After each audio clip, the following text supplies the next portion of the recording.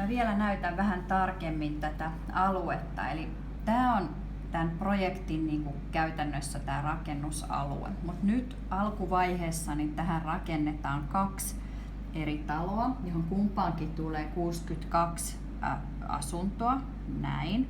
Ja niiden terassit ovat etelän suuntaan kummassakin talossa.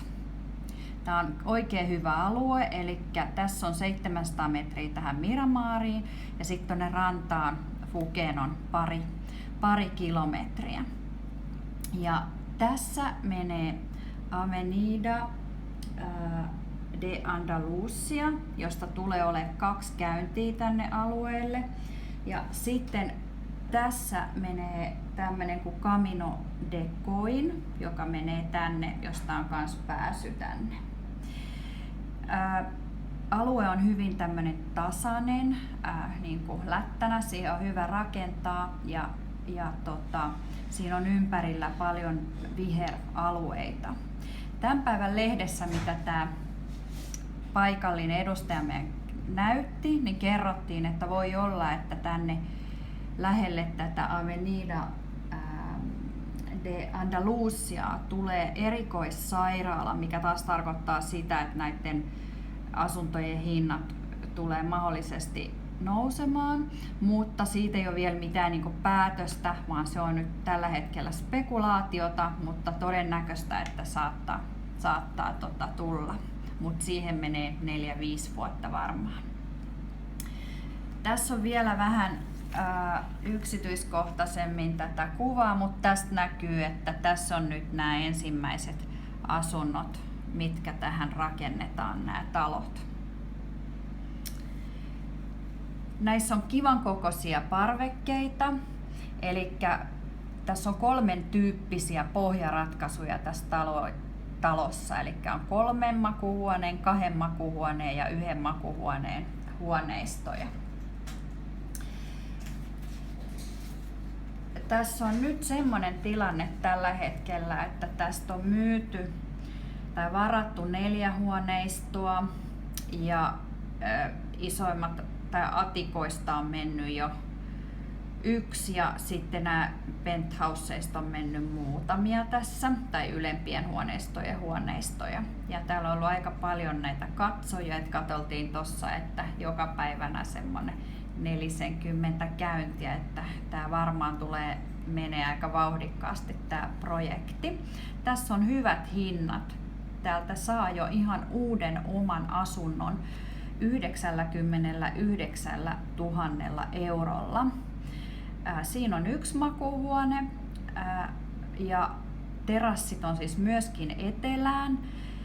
Toki terassi on sitten pieni, eli se on kaikkein pienin tietenkin näissä 1 makuuhuoneen 5 neliöä, mutta joka tapauksessa kivasti mahtuu pieni pöytä ja tuolit siihen. Ja mitä isompia huoneiden lukumääriä, muistatko Pasi paljon 2 makuuhuoneen huoneistossa? 14 neliö oli terassi. Entäs sitten? 25 oli sitten 3 makuuhuoneen asunnoissa. Joo, näin. Ja tosiaan nyt tähänhän tulee 2 taloa. Eli kumpaankin on parvekkeet niin kuin eteläsuuntaan. Ja näiden 2 talon välissä niin on 40 metriä väliä. Ja arkkitehti on laskenut niin, että missään tapauksessa niin kuin kummankaan talon ei tule peittämään toista. Eli se tulee vaan se varjo, toisen talon varjo korkeintaan puoliväliin tätä huima-allasta. Elikkä taataan, että se aurinko näkyy näihin terasseihin, niin kuin etelän suunnasta tuleekin. Tässä on nyt sitten atikon yläkerrasta kuva, että nämä on ihan valtavia näitä atikoiden terassit, että suurimmillaan lähes 104. Joo, saisi olla 114 iso. Joo, että aivan mielettömät terassit. Tässä on vähän tätä keittiöä, eli keittiöistä tulee olemaan tuommoinen saareke, jonka yli pääsee. Kaikki kodin koneet kuuluu, kuten myös ilmastointi kuuluu sitten. Ja koneet on sellaista Boschia, että hyviä laadukkaita kodin koneita. tässä näkyy nyt sitten pikkasen tätä, no tää on kakkosfeissiä, eli ensin rakennetaan se ykkösfeissi, joka me voitaisiin vielä tuolta vähän ehkä kurkata tuosta ensimmäisestä. Ja se ykkösfeissi oliko se tämä nyt tossa, toi talo vai toi talo? Tämä se on tää. Joo.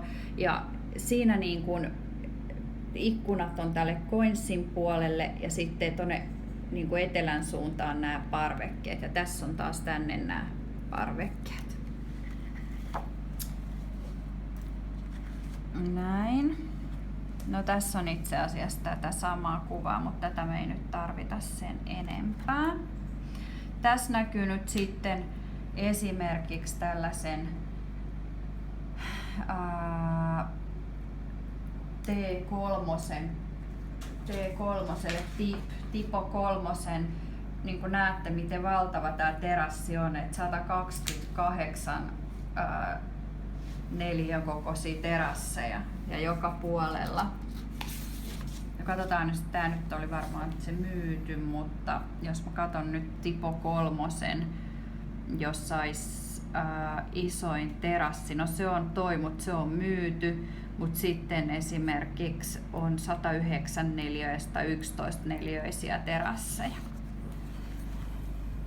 Tässä on vielä myös sitten erityyppisiä muita näitä pohjia, mutta nämä me voidaan sitten aina lähettää netissä. Jokaisessa porraskäytävässä, jota on 6, on hissi. Ja hissillä pääsee ihan pohjakerrokseen asti, missä on autotallit ja varastot. Ja näihin asuntojen hintaan kuuluu autotallipaikka, 1 autotallipaikka ja 1 varasto. Katolla on sitten solariumpaneelit, aurinkokennot, kuuman veden lämmitykseen. Ja sanoinko jo sitä, että ilmastointi kuuluu myös hintaan.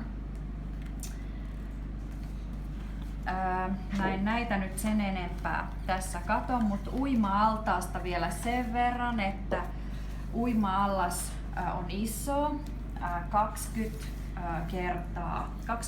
metriä pitkä, 10 metriä leveä.